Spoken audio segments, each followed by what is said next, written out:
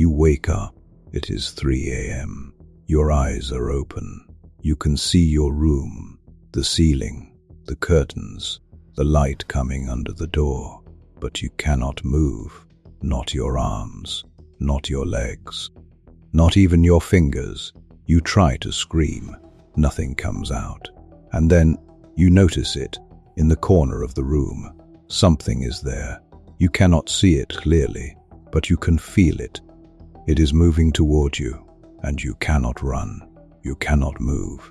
You cannot make a single sound. This has happened to 1 in 3 Americans. It has a name. It has a cause. And for centuries, people thought it was a demon. Science now knows exactly what that demon is, and the answer is far more disturbing than anything supernatural. In the next few minutes, I am going to show you exactly what happens inside your brain during sleep paralysis, why you cannot move, and the precise neurological reason your body does this, why you see things that are not there, and why almost every culture on Earth, for thousands of years, described the exact same figure standing in the corner, why it feels like something is sitting on your chest, and the physiological explanation that took scientists decades to figure out. And the one thing you should never do when it happens, because it makes it significantly worse. Stay with me, because the last thing in this video is something that will change how you think about the line between sleep and waking forever. Most people think sleep paralysis is rare.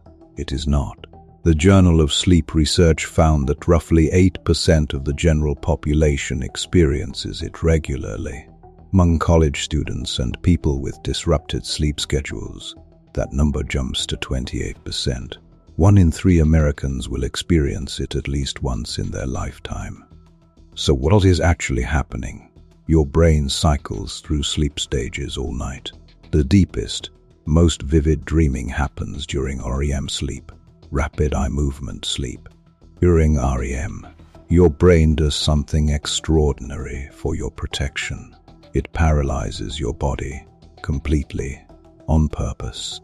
This is called REM Atonia. Your brainstem sends signals that essentially switch off your motor neurons, the cells that control voluntary movement. The reason? So you do not act out your dreams.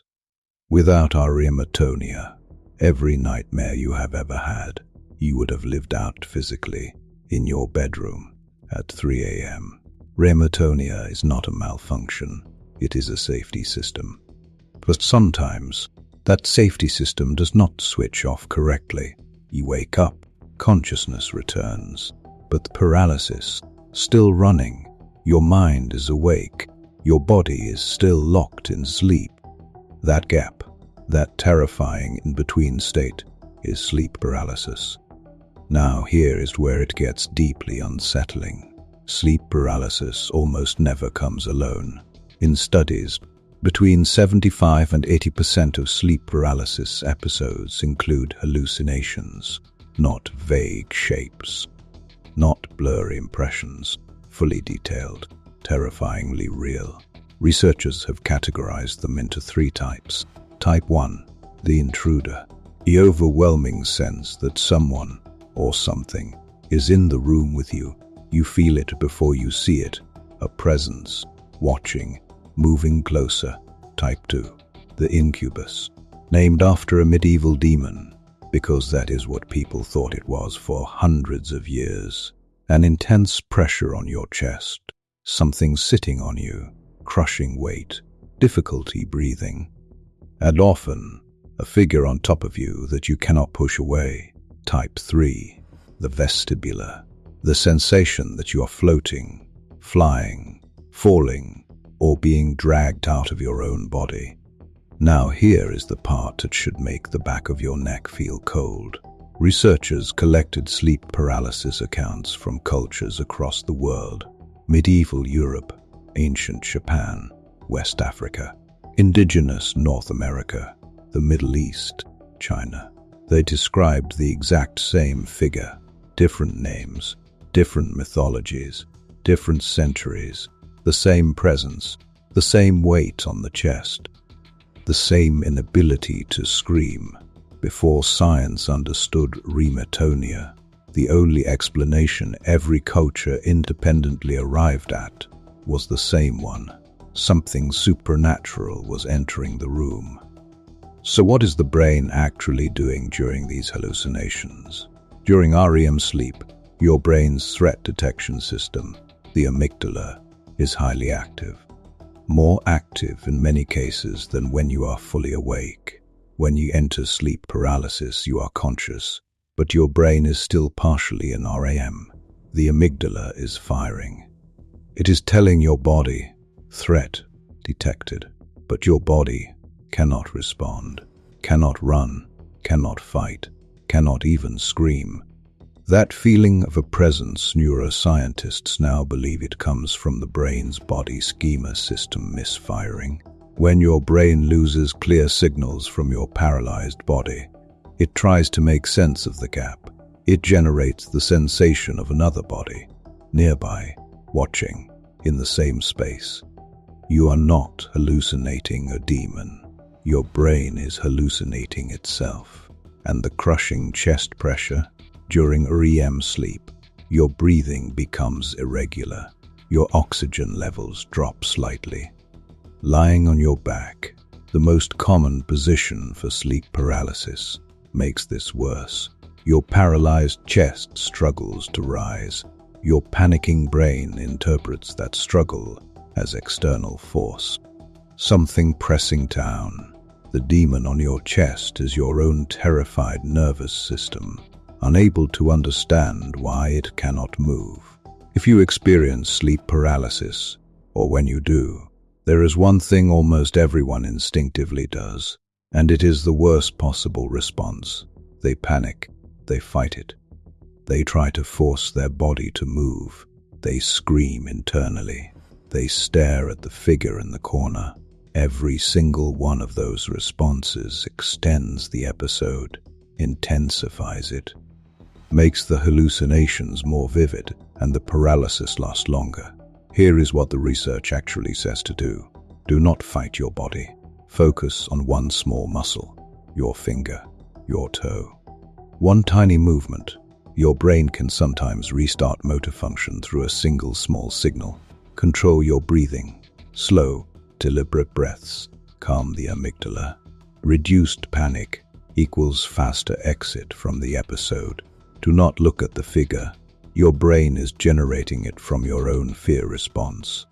Looking directly at it, engaging with it, feeds the threat detection loop and makes it more real, more detailed, more terrifying. Look away, breathe, move one finger. Most episodes last between 20 seconds and 2 minutes. They feel like hours. They are not dangerous, but they feel like dying. So why does this happen to some people and not others? Sleep deprivation is the #1 trigger. When your body is exhausted, it crashes into REM faster and harder and exits more chaotically. Sleeping on your back doubles your risk. Gravity affects your airway and chest in ways that feed the paralysis sensation. Irregular sleep schedules, shift workers, students, anyone whose sleep timing changes frequently have significantly higher rates. Stress and anxiety prime the amygdala. A brain already on high alert enters sleep paralysis more frequently and experiences more intense hallucinations. And the one nobody wants to hear, alcohol. Even one drink before bed fragments your REM architecture. It lets you fall asleep faster and then systematically destroys the quality of every sleep stage that follows. You wake up exhausted. Your REM is chaotic. On the recovery night, sleep paralysis risk spikes. I promised you a final fact. The one nobody talks about. Here it is. Researchers at Cambridge discovered that trained lucid dreamers, people who have learned to become conscious inside their dreams, can enter sleep paralysis voluntarily and then convert it. Instead of hallucinating a demon, They use the same neurological state to step directly into a lucid dream. The paralysis becomes a doorway. The figure in the corner disappears because they stopped fearing it. The single difference between the most terrifying experience of sleep and complete conscious control of your own dream world is whether your brain decides what is happening is a threat. Fear creates the demon. The absence of fear dissolves it. Sleep paralysis is not happening to you. Your brain is doing it, and your brain can be taught to stop. If you have ever experienced sleep paralysis, drop a comment below. Describe what you saw. I read every single one. And if this changed how you think about what happens when you close your eyes, subscribe, because next week we are going inside the dream itself. Scientists have now recorded and partially decoded human dreams in real time using brain scanning technology. They know what you are dreaming before you wake up, and what they found inside those dreams is something nobody predicted. Next week, do not miss it.